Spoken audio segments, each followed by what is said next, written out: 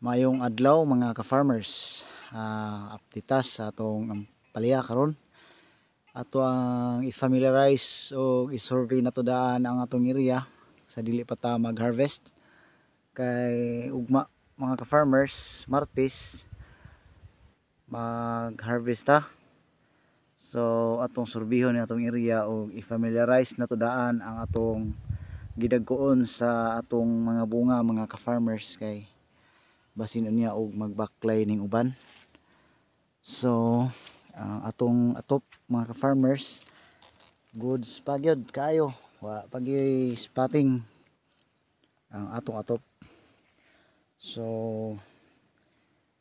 tuyok ta diri mga ka-farmers, ato ning gisubay karon kung dagko na ba kay sukad pag harvest na to ato ang atong Saturday mga ka-farmers. Karon pa mi kabalik sa area tungod kay gasigi mag-ulan, so wala mi gasto sa tubig. Niya karon ni duwa ta dire, medyo na busy man ta sa ato ang upo nga natay gamay nga rehabilitation sa tong building didto. Ani ko kay mag-drip unta ko karon mga ka-farmers. Okay, so ito sa dala nga pag aninaw sa palibot kung ang atong mga bunga ugma pohon basin mausab ang figure ani kay pagkalami ara ba sa presyo karon mga ka-farmers niya muna ato ging bantayan ang atong tanom. So grabe gid ang ulan diri, kusog wa gid alang-alang pero thankful gihapon ta mga ka-farmers nga kusog pud ang ulan kay dual man ang atong purpose sa ulan. Naatay gilan preparation nga for ready for planting niya ampo sa nga muulan para makasave tas tubig sa tong ampalaya adi kita mabunog sa pagpatubig. So mo ni karon mga ka-farmers, di na ko kaihap kung pila na ni ka days kay pag last atong update is 71 days niya.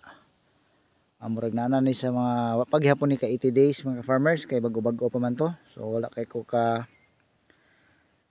memorize sa ato ang edad sa atong tanom. Basta nga ato diri nga siguro ang ato ang performance o pagpadayon sa pagbunga sa atong tanom. So atong mga dahon mga ka-farmers, condition kaayo nya atong udlot. Although natay part dito sa Picas area mga ka-farmers nga dito makalikay nagkayilowis tungod kay palanason to siya mga ka-farmers nya tutong balikan karong taod-taod. Okay, so dinhi itong mga bunga daghan pa gyud pero nanatas tunga-tunga sa to ang tanom kay gamay na malang limit lang tag ka 30 ka pupo kung bati na kayo mga ka-farmers. Pero wapi siguro masyapol pa gyud kay ang atong mga udlutan padayon pang nag-irog sa unahan.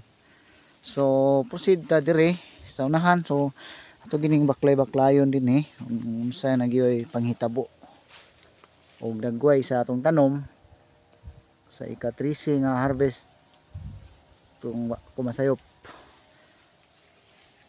Okay, so dire pabuyag niya proceed ta diri sa unahan sa Picas area mga ka-farmers niya ugma mag-harvest na sa mi then magpakaon ta sa tong sulingon dito. Kita okay pa kayo niya ato na gining ang pinga ning atong tanom mga ka-farmers nga di ni madali og kamatay kay puslan nga lami kay og presyo. Ato na gining mumahon ang atong tanom taman sa kutog mahimo bahala gasto kay taog abono niya gasto ta sa medisina. At least ang prevention nato nga padayon nga mulahutay ang atong mga bunga ug ang atong mga udlutan sa atong tanom kay padayon man siyang muirog hantod nga masirado. Okay, so nalantay makit-an nga panalagsa nga inani. So nawala-wala na tong mga hinog nga kuan murag sa kalit to siyang uwan og init mga ka-farmers, tong abortion nga atong gipang hisgutan sa niaging nga video. So yung makita no naglawg-lawg ang atong palihan tungod kay hangin man pud sa atong palibot. So kung mulawas ta dito tumoy mga ka-farmers, dahan gid siya bunga sa ika-13 nga harvest og mapuhon nga mudagko pa man na. So proceed ta dire. Tapita. Okay, so dire. Okay. So atuwa ni ang pagmintinar lang gyud sa atong mga dahon ani. Okay, so dirita sa suok-suok nga bahin mga ka-farmers. Sige, so mao ni. So siguro ugma naanap po ni sa mga 500 kilos lang gihapon.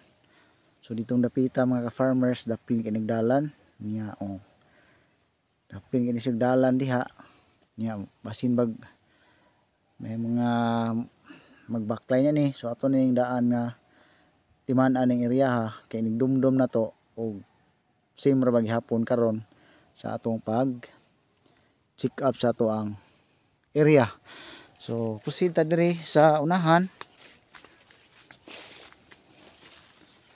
So kumbati gihapon mga ka-farmers, kumbati gihapon ang bunga. The same performance lang atong harvest siguro ani sa atong Sabado mga ka-farmers. Nakakuha ta og duol 600 kilos mga ka-farmers including sa segunda.